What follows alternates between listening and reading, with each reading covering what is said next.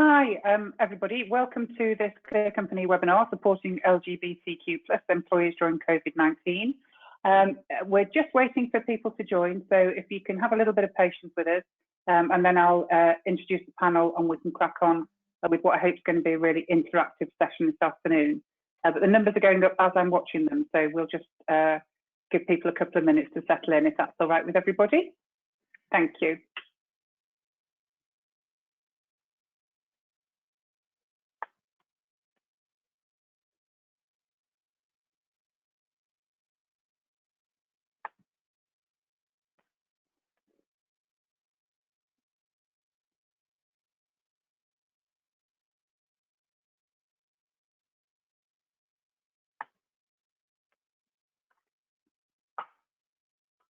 Right, well, if everybody's ready with my wonderful panel, I think we should crack on with our introductions and set the foundations for our conversation this afternoon.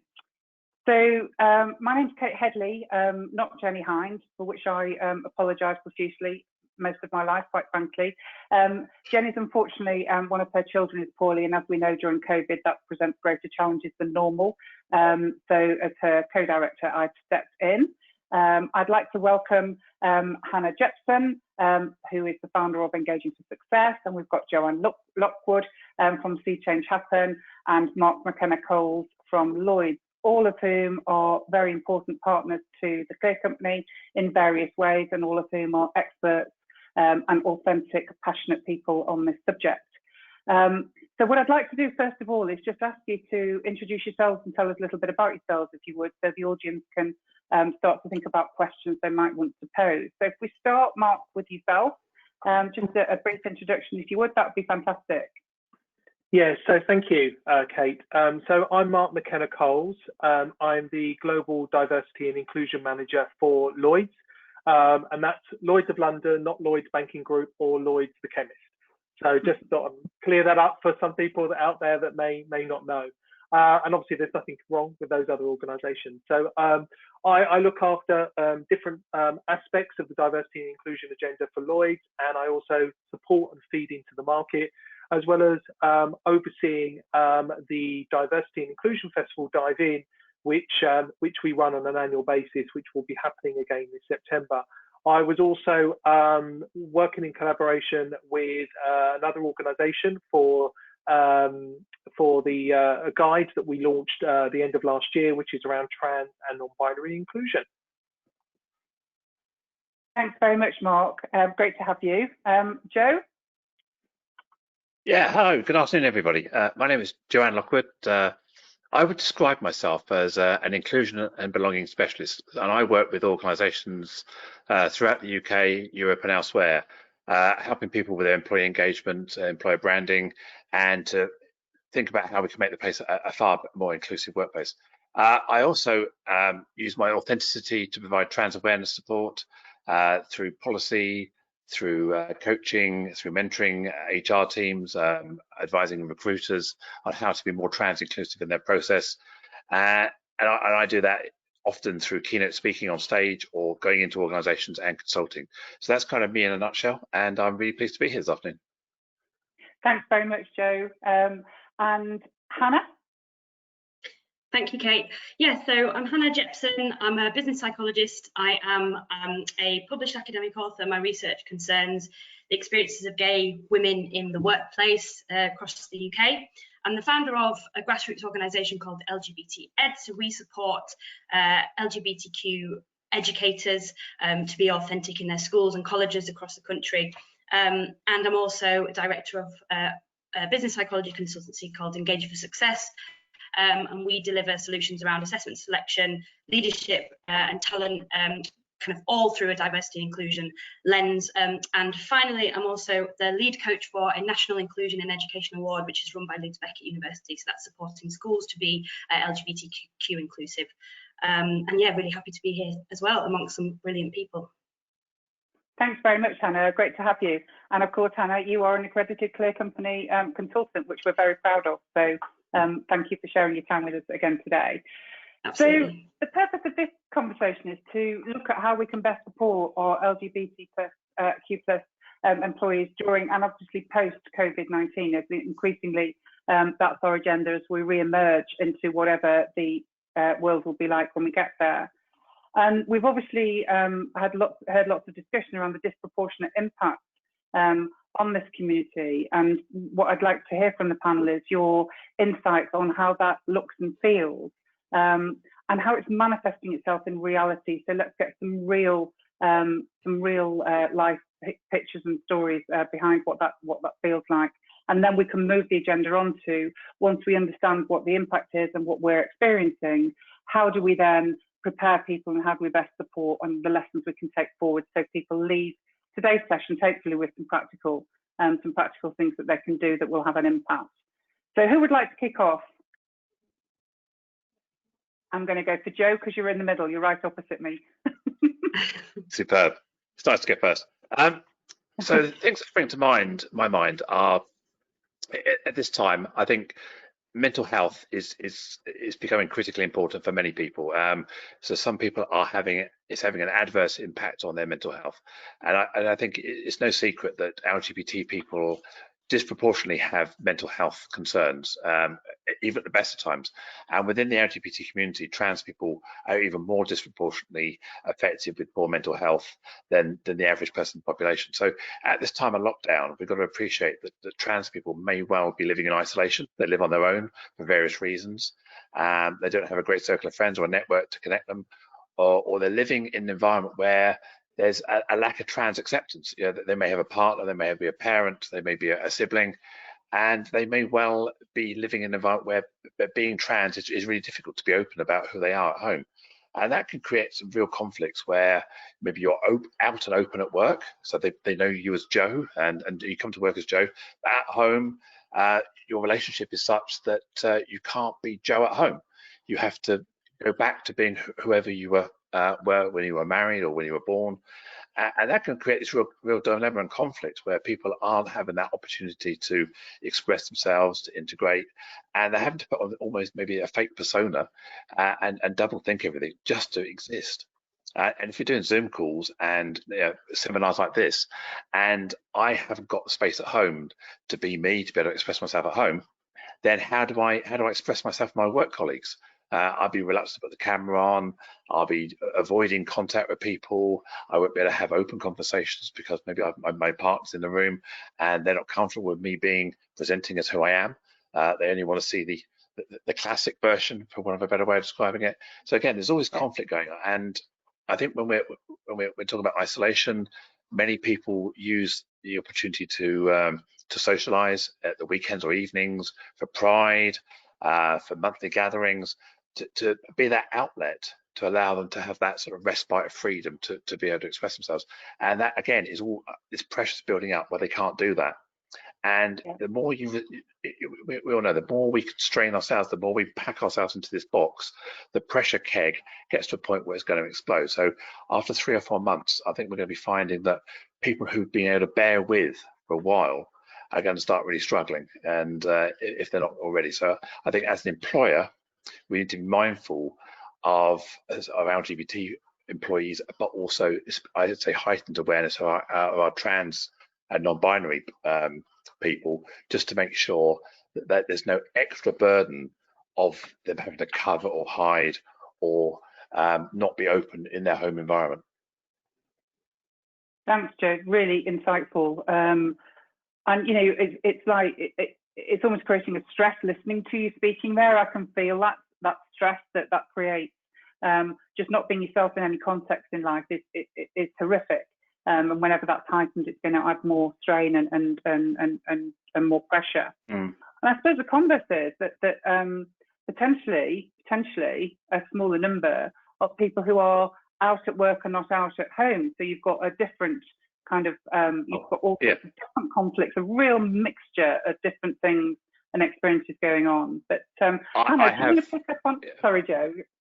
I was going to say I know several friends who are out and open at work, but they're not able to be at home for family reasons, children, whatever the agreement they have at home, they're just not able to be at home, and they often get changed in the car on the way to work, and then on the way home from work they get de-changed and back into family mode. So it does create this real conflict now where they can't be their work persona in a home environment, and that's the struggle you just mentioned there. So I've got so much empathy, and my heart goes out to people who are in that situation. It's a real tricky time for them. And of course, now we're going into people's homes. We're all in each other's homes now, aren't we, on the screen? And the audience, all the participants joining us are in our homes with us. So that opens up that bit of the world that was separate previously. Hannah, anything to add to what Jo shared there? Yeah, thank you. Yeah, I agree with all of the things that Jo said. And I think to add to that, I've been concerned with the kind of concept of community, I suppose, and for the LGBT community, that is kind of conjures up that psychological aspect of community, as in knowing that you belong to a community, but also the physical aspect of having a space for your community. So kind of the withdrawal of that space, or the restrictions that kind of prevent us going into those spaces, I think, which are incredibly affirming, we know that kind of the LGBT community often have their chosen family as opposed to their actual family, not being able to connect with them, not being able to see them and spend time in a space that feels safe as a community, I think, again, to Jo's point, is going to have a real impact on identity, on belonging, and kind of all of those feelings of isolation. Actually, the LGBT Foundation, which is based in Manchester, where I am, who do incredible work, they've just published a report that said that they've experienced 52% increase in calls about homophobia and 100% increase in calls about transphobia. And I think that there's probably a slight misconception that people think, well, because we're all at home, we're safe. And that's absolutely not the case. So some fairly stark statistics there as well. So I think it's really critical that we're mindful of that as employers, that this is all going on alongside trying to do your job in an environment that is also uncertain. Thanks, Hannah. That adds another dimension, doesn't it? So as well as individuals facing their own challenges in terms of their identity in work, at home, managing all of that, they're also facing, oppression and aggression potentially from their surrounding environment, and all of those layers, as you say, whilst operating at work in what for everybody is an incredibly stressful and strange situation. So I don't think we can underestimate at all the impact this is having. Marc, love to hear from you, if we may.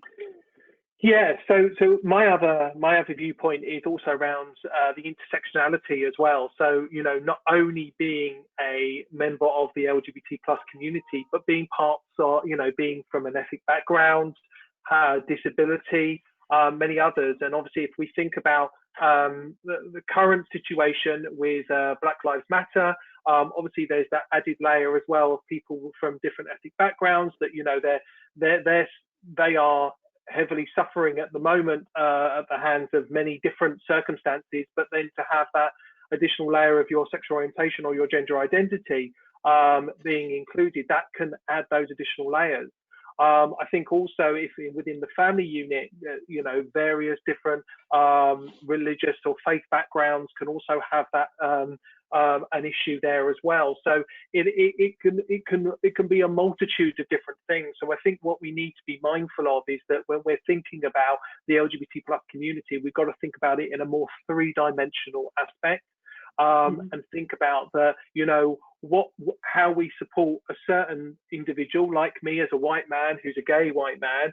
For me to be supported in the LGBT community could be very different to someone who is a black woman who happens to be trans or a lesbian or whatever. It could be very, very different. And I know sometimes for a lot of people, and it could be people that are watching this at the moment, all of that is a lot to take in. But it's asking the question. So when you are talking to a colleague, especially if it's on a one-on-one basis, be online, or when we do return into the work office for location and they may have had struggles, is just have those conversations as well. Yeah, definitely. And it leads brilliantly actually on, Marc, to the fact that in addition to all these extra stresses, pressures and personal journeys that people are going on, we've lost some of the core vehicles that we use to come together and be authentic and be ourselves and feel safe. And particularly, I'm referring this month, of course, to Pride. and the difference that not having those live festivals has. But I know, Hannah, from previous conversations, there is a twist in that, isn't there? That, you know, although we're losing that kind of that external festival and the hype and the fantasticness of all of that, and that being a Mancunian, Manchester Pride is enormous to us.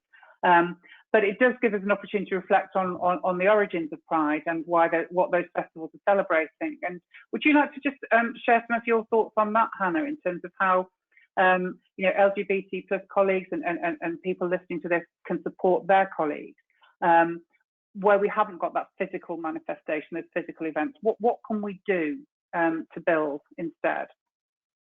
Yeah, absolutely. And I think you're right that kind of it poses a challenge for employers who would often, you know, support Pride.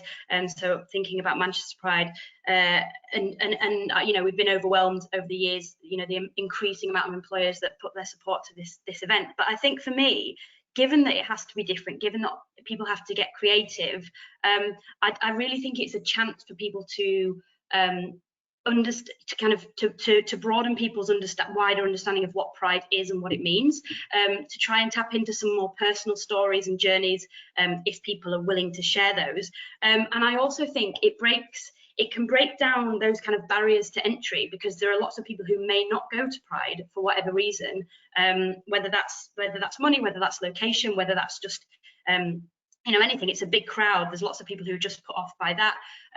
The notion that it might be for you know, only for the LGBT community, those sorts of things. So I think employers have a real opportunity to break down those barriers to entry and create something that is incredibly inclusive, but really gets to the heart of what this is about and why we do it, which kind of strips it away from all that stuff that we absolutely love, which we'll miss this year, but gives us a chance to really reconnect with why it started in the first place. Brilliant. Thanks, Hannah.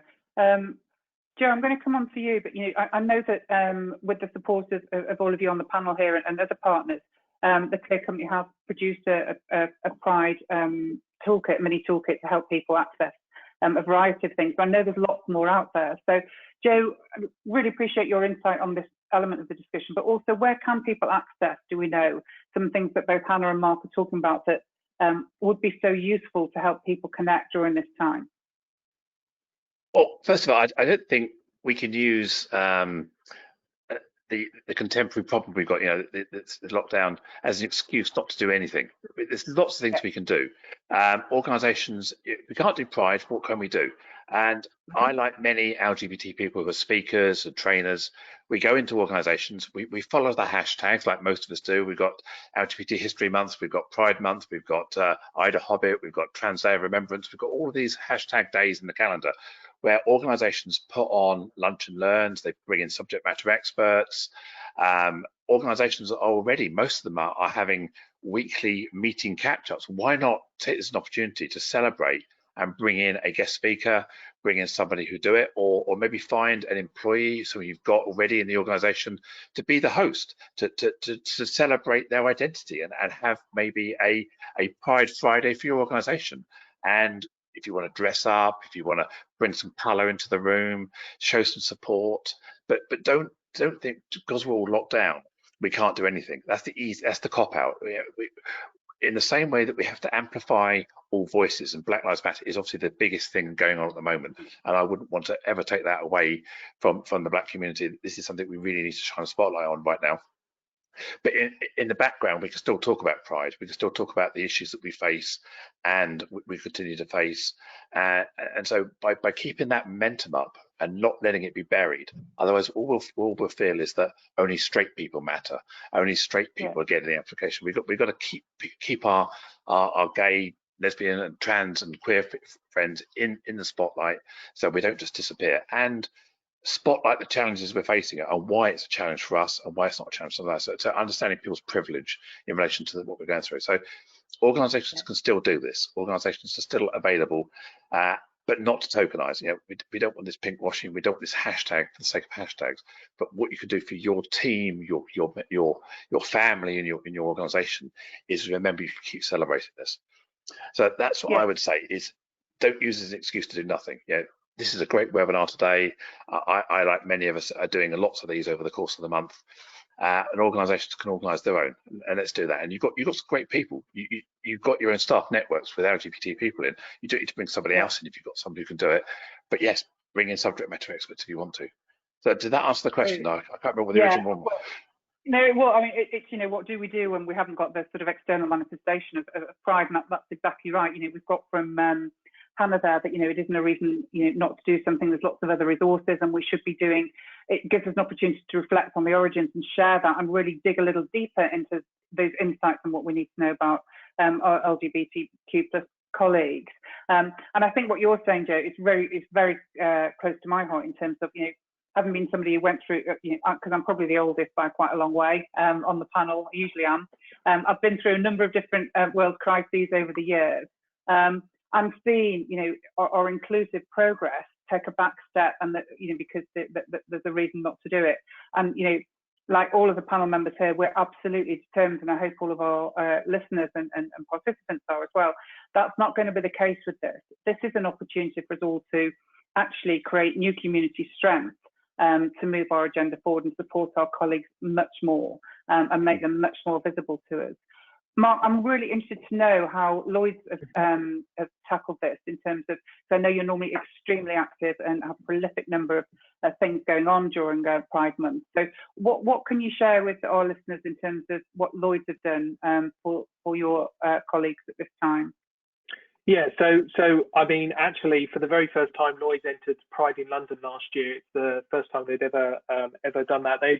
Colleagues had entered, but with other groups. But last year, so this year was hopefully going to be another opportunity. But obviously that's not happened. But our Pride and Allies network have not been defeated in that sense, and are building several activities around connecting with people, but also educating as well, because I think people need to also understand why Pride exists. I think there are people out there that just still see it as a lot of people with floats and dressing up on the streets, and that is a good part of that, but there is this history behind that. You know, why is Pride still there? You know, who are the people that actually help fight for us to even have the ability to celebrate and be open in that sort of thing as well. So there's elements of elements of education that's coming about, and I know our Pride and Allies network are doing that. Actually, weirdly enough, we have been updating our online sort of intranet, and all of our networks have had some old stuff on there. And actually, this month, LGBT Plus and Allies Network have launched their new intranet page. So that's going to be full of lots of education on there, lots of ability. And they wanted to also add in a bit of fun. So a colleague of ours who was one of the founding members of our LGBT Plus network and also part of our Wellbeing Champions network, unfortunately passed away not that long ago. So they're actually going to be running a in-corporation quiz in memory of that particular individual, but actually bringing, you know, allies, LGBT colleagues, wellbeing champions, everyone together to really sort of have a bit of fun, but also being memory of that individual. So there are various things. We're also flying the rainbow flag outside our building, and we have done some social. So I know that there's been some questioning around organisations updating their logos on social media and stuff like that, and there's been a bit of a push for companies to do it, even though there isn't Pride this year. Because I think sometimes companies only do it when there is a Pride happening. But we made the stance that during June, being Pride Month, that we would update our logos even if there is no Pride. And I think that's important. It shouldn't just be around because you're participating on a float. It should be about the fact that you're trying to highlight a particular month and highlight the activities and also the history behind it. Brilliant, thanks, Marc. That's again really insightful. Just press the pause button briefly here to just say to people who are listening in that the panel are very happy to take questions. We want this to be as interactive as possible. So if you want to post your questions in the questions, funnily enough, section on your webinar technology, then please do so. And if you've got any queries, then just post a query on chat, and our moderator will help you with that. But we're very keen in the whole principle of this for everybody to have a voice. And immediately a question's come in that I won't be able to read, Nick, unfortunately, but it's a little bit small. Oh, there it is. Sorry, I am sight impaired. It will take me a little bit longer to read questions. Would you like me to read it out? Would that help? Yeah, that would be good. Thank you. Okay, so the question is, hello everyone. I have seen that the last current events, George Floyd, that are tragic, but also something that has been ongoing, e.g. Stephen Lawrence. However, in my view, these events just demonstrate the degree of racial discrimination still prevalent in the US and UK society, not just for BAME, but also for LGBTQI and any groups that are different. These issues all transcend into our workspaces. There is still a level of racial discrimination that is less visible, but it is still there. Even Pride seems like it is not enough. There are so many people who have never attended a Pride or who have never thought about it at all. So what would we or could we do to ensure that people feel comfortable working with each other, accepting LGBTQI and accepting difference?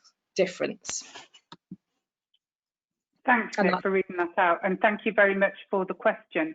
Panel, anybody like to lead on a response? It links back, Marc, to what you were saying about intersectionality. Yeah. So I was going to say it's all about and I'll refer back to a previous Prime Minister that did a speech around education. And I think it is very much around that. I think it is around how we continue to educate, but also how people go out and find that education for themselves. You know, when we talk about Black Lives Matter, obviously I work in the D&I space, but I don't know everything. And as a white individual, I don't know everything. But it's on my shoulders, on me, to go out and educate myself. And I think that's important for me, and also then to share some of that education with others, but also to encourage others to do the same. And that's linked to both the LGBTQ situation. It's also to deal with disability. It's to deal with various other aspects. It's about going out there and finding out that information for yourself and seeing actually what are the different things that are affecting different people as well. But also, you know, sometimes it's the education is not going reading books or reading online articles. It's just going to speak to people. You know, and something that we're actually doing at Lloyd at the moment, we are speaking more to our people to understand more what's going on. And actually we're doing a lot of work across the market around culture. And that is around speaking to people and actually understanding what are the things that need to be changed and trying to find those mechanisms to make those changes. Thanks, Marc. And I think the truest word we all say is that we cannot understand if we've not experienced. So we can't assume and we can't impose our own life experiences on that of others. So I think education, absolutely. And certainly in this household, we're watching things, listening to things, sharing things that we've never shared before, and really stretching our thinking. So we've got some more questions coming in, but before that, I think both Jo and Hannah have been scribbling away, so I suspect we've got responses. Jo, shall I come to you? Yeah. So pick up on Marc's point about education, more education. I think if organisations take this time to generate loads of content, you can create content, you can amplify, use this as an opportunity to create materials, a signpost. There's lots of stuff on YouTube. There's lots of resources out there. There'll be lots of other companies. If your company's not doing something, other companies will. So your Pride at Work team can find this content, amplify it out in your weekly newsletter, talk about it in maybe on the Slack channel. Maybe you have a LGBT Slack channel which is open for allies as well. So yes, it's incumbent on me to do my own research. I will go out there and listen, but I need to be signposted where I can look for things. Not everybody understands how Google works effectively, or they don't understand about YouTube or what's out there. And the other thing I wanted to pick up on is that whilst I can't ever understand what it's like to be born black and suffered systemic oppression as a black person, what I can do is I can have a conversation with somebody and I can try and create some empathy, because I as a trans person, for example, understand how conscious I am about trying to minimize myself in the world, trying not to cause a threat, conscious about my voice, creating shock and awe. maybe how I look, how people are going to judge me. So whilst I don't have the experience of being a black person and having that system of oppression, I can have some empathy, because I think actually this happens to me and it's not like you, but I can see how that would affect you. So you can build this empathy bridge between someone's lived experience that is oppressed, somebody who maybe has a different lived experience. If we're talking to women about the fear of walking down the street at night, how they feel unsafe in a loud male company, etc., or being in a bar with drunk men, all these kind of things. Suddenly you've got some empathy that, yes, I know what you mean. I would feel anxious there. So as a trans person, I feel anxious like this. As a woman, as a man, as a black person, as a person, a brown person, maybe you experience anxiety differently, but you still relate to those feelings. So I think creating this bridge of empathy between people allows people to sort of relate and understand. I love that term, bridge of empathy, by the way. If anybody's writing things down on this, then write that down, bridge of empathy. It would take you a long way. You know, it's a really, I really like that. Thank you very much. Hannah, I've seen you scribbling, so I'm sure you've got something. Well, I've just scribbled down bridge of empathy, so you know. Scribbled that down. Well done. No, but yeah, I think you know, completely echo what Marc and Jo have said. You know, education. Totally think that, and you know, it's our responsibility to an extent. A couple of things, I guess, that have come to mind. One of the things is about using this time to partner with, not only partner with experts in this field, and not just relying on your internal staff to provide you with this information, partnering with experts in this field, but also partnering with local, in this case, with thinking about LGBT, partnering with local LGBT organisations during the Pride months. For us, obviously, it's August, because actually they need our help now as well, more than ever. They're generally, you know, underfunded, but they've got lots of expertise and passion. So trying to partner with local organisations. The other thing, I suppose, is around just, and I think both Jo and Marc have said it as well, but it's not okay to push this right down into the, you know, to the bottom of the list of priorities. We know that often it's not on the top of the list of priorities for people anyway, but it's not okay to use this crisis as an opportunity to push it down even further. Actually, it should be a place where we're unpicking the data that we're seeing about the kind of inequities that are happening through this, to kind of shine a light on the fact that much more needs to be done. And the final thing I wanted to say was about, if you are a global organisation, taking the opportunity to think globally, to think about our global LGBTQ community, because for some, with some of the emergency measures that are going to be put in place, there's a real risk to their safety and human rights as well, and their access to healthcare and those sorts of things. So if you are a global organisation, just thinking globally as well in that sense.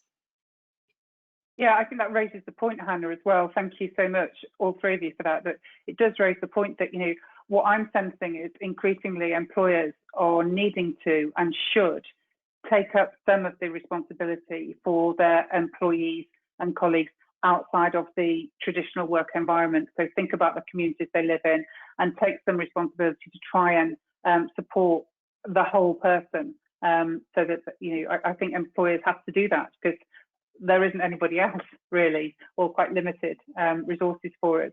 Out of the conversations has come the fact that we've got things that we can use, and, you know, not try and recreate expertise where we've got it under our noses and we're not using it. And the colleague networks and resource groups, etc., are definitely one of those. Has any of the panel got anything to say around that? Because certainly from the Clear Countries perspective and the Clear Assured standard, the most prolific level of questions currently, apart from COVID specific, is around colleague networks, which is unusual. So it would suggest that this is somewhere that employers could and should be looking to, but where they may need some help. So I'll start the other way around then, Hannah, if I can ask you, any thoughts on that? I know that you've done some work around this as well. Yeah, sure. I mean, I think for me, one of the main things, and clearly Jo and Marc will have things to say, and Marc obviously, who's, you know, clearly network is doing amazing stuff. So I won't say too much, but I suppose for me it's about making allowing those people the time and space. And I think what I've heard a lot from my peers and colleagues is that actually some of them are working even more because you've not got that physical kind of cut off, you've not got that kind of shift from the office to home. So some people are working kind of even more flat out. So allowing people to have that space and time that they would have ordinarily had to discuss these things, to think about things, to share things. And whilst lots of budgets may have been redistributed in terms of Pride, ensuring that they have at least some means and some resources to do something in terms of all the things that we've been talking about. So mainly for me is consistency and giving them the time and the space to do some of this good work that we've talked about. Brilliant, thank you, Hannah, and I'm sure we would all agree with that, definitely. Jo, you talked earlier about making sure that we, use the expertise that's with us already. Have you got anything to add in terms of how we can utilise our colleagues themselves to get that bridge of empathy working? Yeah, sure. So an open question to the organisation is, do you value your staff networks? Do you value the power these staff networks bring you in terms of creating a sense of belonging for communities? Do you leverage these staff networks to give you voice and insight into corporate decisions? So if you're not utilising your staff networks to a positive business benefit, then you're wasting a huge opportunity. So by valuing these staff networks, you can give your teams, the people who run these staff networks, the time. So it's not purely a voluntary, because it's having a business benefit. It shouldn't be a purely voluntary task. If the overall impact is positivity for the business, it should be part of your role. So part of your KPIs, part of your job function, so that you're spending 2 hours a week on staff networks. That isn't just your time, because it has a business benefit. So I think take the money you're investing in Pride, take the money you're investing in other things, and invest it in people's time. Allow people to have the time, the creation. There's a lot of people out there who are brought up with Blue Peter. We can make a lot of stuff with sticky back plastic and toilet rolls. It doesn't have to cost a fortune. It's actually about bringing the people together, because people can create the community and work on it. So I said my key message is, organisations should value their staff networks. If they value their staff networks, they should invest in them. If they invest in them, then they can utilise them for business benefits so that everyone wins. And that's what people should be doing, rather than seeing staff networks as some talking shop that bakes cakes on Fridays and wears silly clothes and walks down the street in London once a year. It's more than that. This is a power that you can leverage and to get some real insights of what your people are saying. Absolutely, thank you for that. They're both aligned actually, and I'm sure Marc will add to that. So what we're hearing is that we've pushed some questions back to the audience there in terms of, if you're not already utilising your networks well, if you're not already giving them a voice, if you're not already creating that bridge of empathy with them, that phrase is going to be in everything now. I love it. Then you need to do so, and you start valuing it. And I think to Hannah's point as well, check back in with people that they're not overloading, because you will have people who usually have volunteered or wanted to be part of that network and that resource group and support it, who will naturally be the people who just overload themselves trying to help and support others. So that's a good check-in as well, I think, that I've heard there. Marc, does this ring bells for you in terms of what's happening with your resource groups at Lloyd? Yeah, and I'm very passionate about collectively bringing them together. So weirdly enough, next Tuesday, we have our regular catch-up where we bring the chairs of those networks together. They talk about activity that they're doing, what's going on, and obviously they're going to be talking more about, what, and the opening 10 minutes of that meeting, and actually the last one we had as well, was, how are you feeling? That's exactly what we do. We do a how are you feeling for 10 minutes, because it's the same as when you're doing a one-to-one with a member of staff. You should never open a one-to-one with, right, let's go through the list of all the work that you've been doing. It should be, how are you? Irrespective being during COVID-19, it should be during the office time. So it's just very much getting the thoughts and feelings. So that then draws out if there are any issues where there's pressures that they're unable to do things. But it's very much making sure, I think Joe's right, we all watch Blue Peter and we can make things from different things, but, getting your comms involved and getting them aware that some of our networks might want to start producing some communication, allowing them to have the airtime to do that. Our Pride and Allies have had some comms airtime. Cultural Awareness Network has had some airtime this month as well, around the sort of current situation as well. So it's very much trying to provide them with that airtime, because that airtime is valuable. It's not only valuable to the network, it's not only valuable to their members, it's actually valuable to the whole organisation. It leads back to that whole educational piece as well. And yeah, money allocation. Probably a lot of the time, the activity I'm even seeing that's happening at the moment doesn't involve virtually any money at all. If we've got an internal webinar system, utilize it. You know, try and do that. Use comms to do that. So actually, and even about a month and a half ago, 3 of our networks came together. So our Gender Network, 4 networks: Gender Network, Disability Network, LGBT Network, Families Network, all came together and created for International Family Equality Day. They made a video. They got all of their different colleagues to video themselves using their mobile phones and their iPads. And actually, it was next to nothing. It got edited together, and then that was utilised both internally and externally. So for next to nothing, a huge amount of education was created for just for a tiny little pot. But it meant that it was a collaboration as well. And there's also that point about intersectionality there as well, Marc, and people working together and understanding each other. To your point, Joe, about understanding each other, where it might not be feeling fear or stress or strain or anxiety for the same reasons, but the impact is you're feeling stress and strain, anxiety and isolation. And talking about that as a collective is really good. So that's another great idea that you can all shamelessly steal around creating those case studies and sharing them. I think it's a great idea.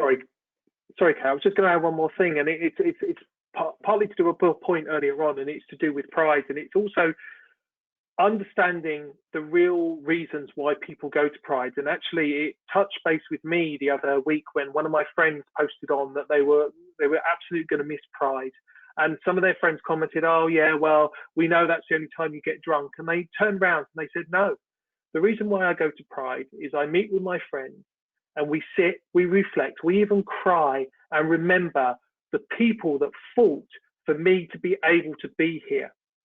So actually, that individual, I always truly believed, I didn't make any of the comments, but I believe they were a bit of a party animal. But actually, it made me think that your perception of certain people is very different. And that person, their reason for going to Pride is about reflection. And fortunately, this year, they're not able to do that, and that's because they do it in a group of friends. So they might be able to do it via a Zoom call or whatever going forward, or go webinar or whatever. But actually, it's a little bit different when you're sitting maybe in a park, with things going on around you, because you're reflecting based on the activity going around you. Everyone's enjoying themselves around you, and you're reflecting that no one would have been able to have done that if these people hadn't fought or even died to actually allow that to happen as well. Yeah. Can I just give you an example of what Pride meant to me? Actually, what it meant to my wife. So we went to Isle of Wight Pride when it was World Pride or whatever it was a couple of years ago, and it was the first time that my wife had felt comfortable holding my hand in public and kissing me and showing public signs of affection in public, where the whole world is straight, and actually being in an environment where queer is the default is so empowering. It means that you can just be yourself. You haven't got to double think. You haven't got to look over your shoulder. You haven't got to worry about what everyone's going to say. This is queer space. If you don't like queer space, you leave, not us. And that's what it means to me. It's the one time, or a time where you can truly own the space you're in. And that doesn't occur in the average office, the average high street, the average shop, or even the average home sometimes. Can I just add to that as well? Sorry, just completely echo that. And I think for me as well, Pride is where I've actually met some of my best friends now. I think, back 10 years ago when I started going, I didn't quite think they would be my friends at the time, but now some of them are my best friends. And to Joe's point about at the very start about kind of that stress and how it's building up and building up and building up, often for people outside of this time of crisis, often for people, Pride is that moment of release, and where exactly what Jo said, you are not thinking about who's looking at you, how, you know, who you're talking to, who you're kissing, who you're with. You're not thinking about any of that because you are completely safe and held in that space. And so the idea of not having that, you know, again, I guess I can't stress it seriously enough. It's about making people understand what that really means to people. It isn't about, yes, there's fun and there's often incredibly great or terrible pop acts, but it's not just about that. It's about being held in that space by a community who get it, who really understand it. At Manchester Pride, every Monday of Pride, when people are, frankly, they are a bit worse for wear, but every Monday evening we have a vigil. We have the AIDS vigil, and we all gather and we remember. So it's also about not eradicating or obliterating that opportunity to remember the people who we've lost, who may have fought for us, but who we've lost also as a community. So it is such an important thing, and I think that's, you know, it would be amazing if more employers harness this time to get to that point, to share some of those stories. Yeah, thanks, Hannah. And, you know, again, it's that theme, isn't it? Stories, real, sharing, empathy, hearing, listening, participating, and providing that platform of opportunity, I think, as well. So thank you so much for all of that, by the way. I'm just conscious of time. I can't believe how fast it's gone. I'm clearly not an experienced webinar chair, but I'll get better, I promise you that. We've got some questions come in. So Nick, is there anything new coming? Because I know there's some themes come through, and I've seen some come in, and then people say, actually, this has already been answered. So well done, panel, you're preempting them. Is there anything new that we need to address, or do we go on to or you know, kind of progressing forward? So what do we do next? Nothing new to address now, really, just as you said, thank yous. And I can see them, that the messages are layering on top of each other. They're starting a question and we're obviously having the debate. So that suggests that we're working well together, even those of you that we can't see. So thank you for that. So to the panel, clearly this is a situation that we have a collective responsibility and accountability to address and support and to move forward with. What would each of you suggest is the number one thing that employers particularly and colleagues within organisations should think about doing, that they can they can action confidently coming from this webinar, that might make a difference to some people's lives? Who would like to lead? Yeah, I can, and I think it is talk to your colleagues. You know, understand who they are. You know, use the avenue of networks if you have the ability to do that. But you know, encourage, and empower line managers as well. I think sometimes we lose. Line managers are great, and line managers are there to lead teams and to support people. But sometimes I think they know certain things that they have to do, and then they unfortunately leave some of the other things that don't necessarily tend to. But it's about how we educate some of our line managers to have those different conversations, especially as we're coming out and working and moving back, potentially not fully back into the workspace. You know, we could be looking at a blended opportunity. So educating people about how a blended way of working is going to be important as well, because it might mean that a blended opportunity for some might not work. So, you know, we're saying to some people, you know, we're going to start tiptoeing our way back into the workplace, and some people will be scrabbling at the bit to come back, because actually that's where they can be their authentic self more than they do. So it's about how it should be employee led rather than by the employer led. Yeah, that's a really, really strong point, Marc, is that, you know, this is a real opportunity for employers to provide choice and options and to listen and not superimpose a solution that they think is fabulous. It's like, you know, the organisations in the past went, oh, let's have everybody doing flexible working, working remotely. We'll gift that to you when not everybody wanted to do it. So that's fantastic insight. Thank you very much. So we're listening and we're learning and we're educating back. Jo, what would your top tip be? To add to what Marc said, I think visibility and high level sponsorship. and visibly sponsoring it. So the CEO, the board, the senior leadership team, they're proactively out there championing LGBT staff networks, LGBT people. But also, I think at this time we need to recognise that not every person who identifies as LGBTQ is open.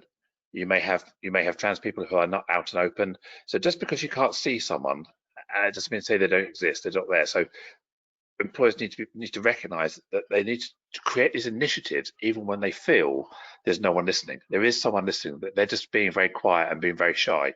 So don't assume no one's there. So so summarise, high level sponsorship, very visible, very proactive, and don't assume that no one's listening, because they're there, they're watching, and they're seeing, they're making sure that it's safe to come out. And by creating this culture where safety is there through high level sponsorship with zero tolerance, with policies and processes that back up bullying, discrimination in the workplace, means that everybody's going to feel safe. Not just LGBT people, but everyone's going to feel safe if that culture exists. Yeah, and not only at work as well, Joe.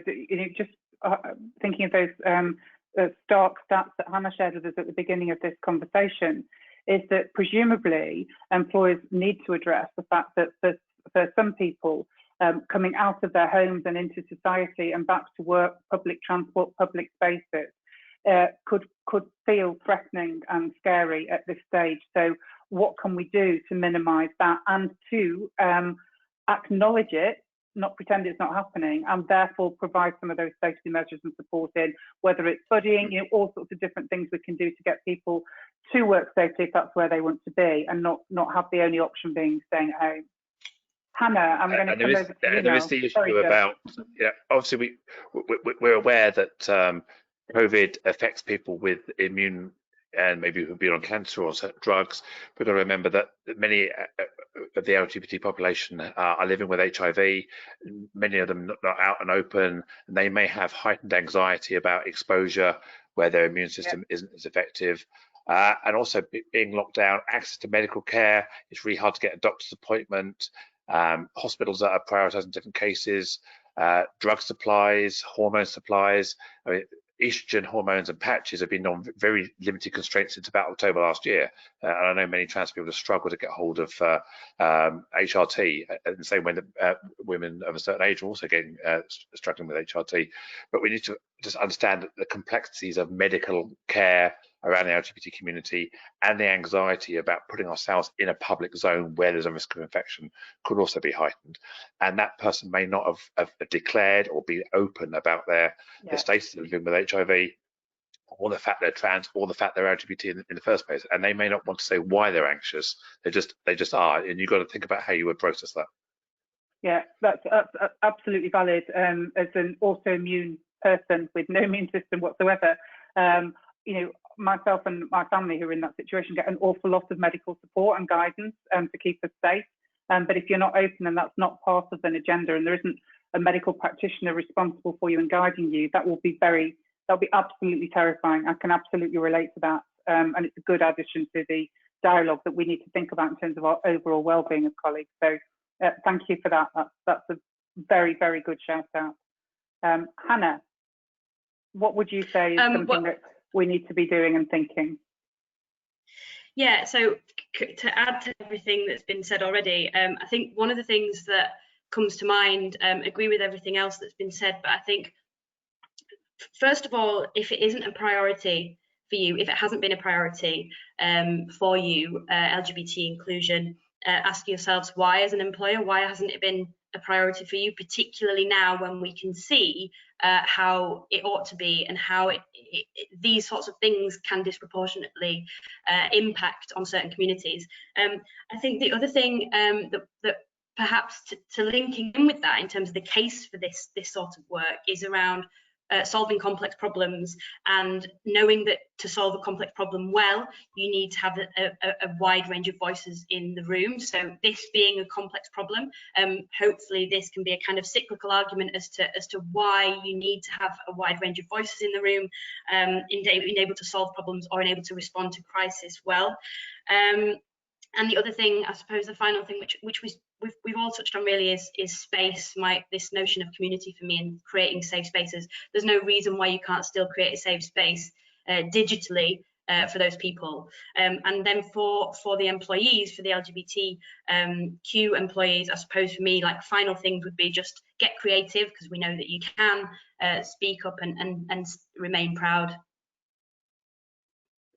Thank you. Thank you, all of you. It's been a fascinating, I'm trying to think how to summarise it, if I'm honest with you, which those of you who work with me a lot know that I normally do naturally and quite instinctively and quickly. But this is very deep. This isn't something you can end with a, and thanks very much, that was all very fabulous, because it was all very fabulous. But this is very deep, and it's very complex, it's very real, and it is happening. And I think my message out that I've taken from the three of you today is, this is not something that employers or colleagues or family members or society can hide from, about the level and depth of impact. And the things that I've heard as you representing the voices today have made me think more again, just upping that level again. And I hope they've done that for everybody on the call. But the biggest message I've heard is we need to be talking to people. And we say that a lot, but I mean really talking to people and listening to what they're saying, and taking on board messages that might feel stressful, uncomfortable, emotionally draining and challenging for you as an individual. Protect yourselves as well. If you're dealing with emotionally challenging and stressful and anxiety-making situations, you need to protect yourself and not absorb all of that. Allow yourself to be able to continue to support and help. But most importantly, I think everybody on this call and everybody who listens to this webinar afterwards, please go back to your organisations, open up those networks, open up that dialogue, get those leaders authentically championing, leading, acting and doing things beyond just talking about it, because this is very serious. And I think it's going to get possibly a little bit more serious before we come out the other end. So we'll probably need to revisit again and take some more soundings. But I cannot thank you enough for your depth of experience, your depth of knowledge, and your candour, which I hope has meant that everybody's taken a lot from it today on a Friday during an incredibly difficult fortnight for everybody in this world, a difficult 3 months for everybody as well.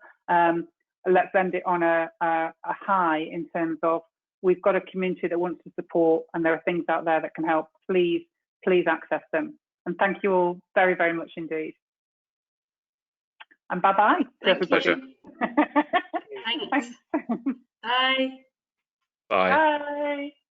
Bye.